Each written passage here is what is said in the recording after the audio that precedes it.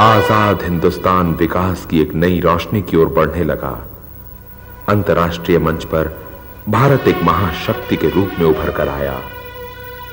लेकिन अचानक उज्जवल भविष्य की ओर बढ़ते ये कदम रुक गए। शुरू हुआ अंधकार का एक खौफनाक दौर। नवंबर 1989। चंद सत्ता के लोभियों ने अपनी महत्वाकांक्षा पूरी करने के लिए संपूर्ण भारत को आग की लपटों में धकेल दिया।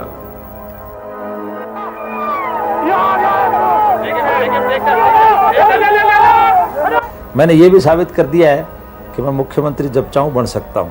आज देवीलाल जी हिंदुस्तान में जाने जाते हैं तो मेहम में अपने समर्थकों पे गोली चलवाने के लिए जाने जाते हैं।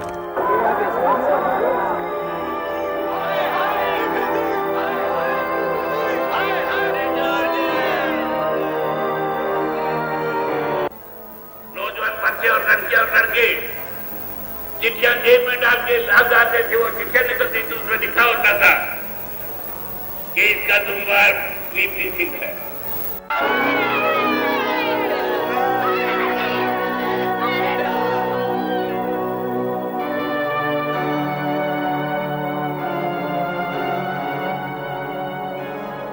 ये दिल दहला देने वाली मार काट, महंगाई, भ्रष्टाचार और बेरोजगारी की बदहवासी। पानी महंगा हो गया और खून सस्ता। सारा हिंदुस्तान एक कब्रिस्तान में बदल गया। ये चंद नेता जो सिर्फ कुर्सी और धन के लोभी हैं, जो सत्ता हथियाने के लिए कुछ भी कर सकते हैं।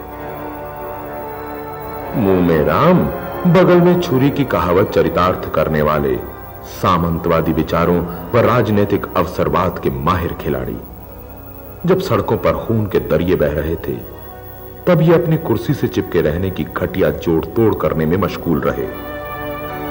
तब उन्हें भी मालूम नहीं था कि उन्हीं के कुछ साथी उनकी कुर्सी खींचकर कूड़ेदान में डाल देंगे। लेकिन कुछ लोग ऐसे हैं जो लोगों की मौत में राजनीतिक व्यापार करते हैं और मौत का माहौल बनाए रखना चाहते हैं। इन मौत के व्यापारियों से इस देश को निजात दिलानी होगी। जब मंडल कमीशन का मामला आएगा, ये विरोध करेंगे। बाबा अम्बेडकर का नाम आएगा, ये विरोध करेंगे। किसानों का मामला आएगा, ये विरोध करेंगे और लोगों को हिंदू के नाम पर भड़काने का काम करते हैं। और ये महाशय वोट पाने के अंधे लालच में भगवान श्री राम के पवित्र नाम तक का दुरुपयोग कर हिंदुस्तान के चप्पे चप्पे को निर्दोषों के खून से रंग चुके हैं। और इनके साथी को कौन नहीं जानता।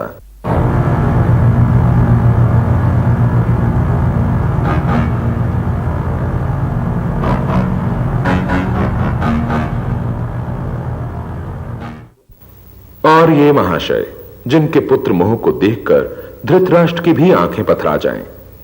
पुत्र चौटाला जो जासूसी करने में माहिर हैं कि दुष्कर्म देखकर शायद दुर्योधन का माथा भी शर्म से झुक जाए। एक साल में 3 बार मुख्यमंत्री की गद्दी पर बैठने वाले चौटाला ने मेहम कांड रचाकर राजनीतिक अपराधीकरण की नई मिसाल पेश की। एक से बढ़कर एक सिर्फ सत्ता और पैसे के लालची ये हमारे प्रिय नेता, जिन्होंने अपने अंधकारमय शासन से देश को विभाजित किया, जिन्होंने भोली भाली जनता को गुमराह किया और आज फिर निकल पड़े हैं अपना स्वार्थ सिद्ध करने, जिनकी कोई नीति नहीं, जिनका कोई आधार नहीं, सिर्फ महत्वाकांक्षा है कुर्सी हथियाने की। सिर्फ 11 महीनों में आज भारत महाभारत के एक नाजुक मोड़ पर खड़ा है। एक तरफ अवसरवाद के शिकार नेताओं का जमघट है, दूसरी ओर देश को हर संकट से उबारने वाला सशक्त नेतृत्व, जिसके झंडे तले भारत आजाद हुआ, जिसके साए तले हिंदुस्तान खुशहाल हुआ,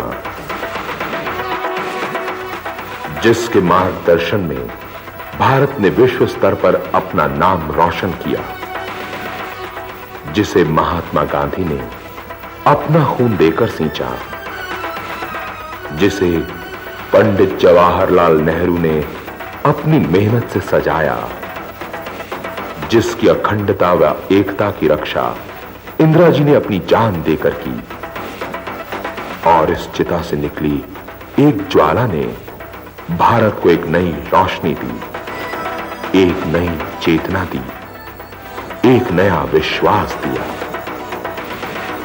जिसे आज सारा विश्व राजीव गांधी के नाम से जानता है।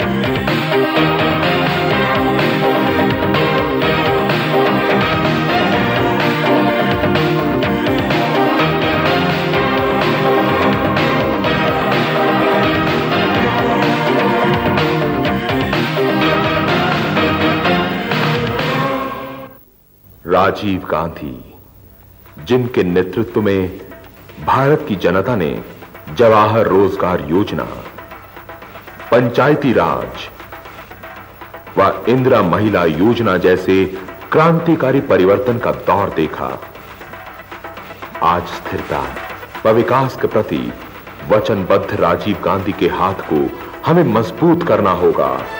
जी हां, राजीव गांधी के हाथ को हमें मजबूत करना होगा। प्यारे भारतवासियों, फिर से एक परीक्षा की घड़ी आई है। अंधकार को हटाने वाली एक रोशनी आपके सामने खड़ी है। इस हाथ को मजबूत करना हम सबका कर्तव्य है। मन में फैले अंधेरों में आशा का दीप जलाना है, आशा का दीप जलाना है। देश की पार्टी कांग्रेस है, कांग्रेस को लाना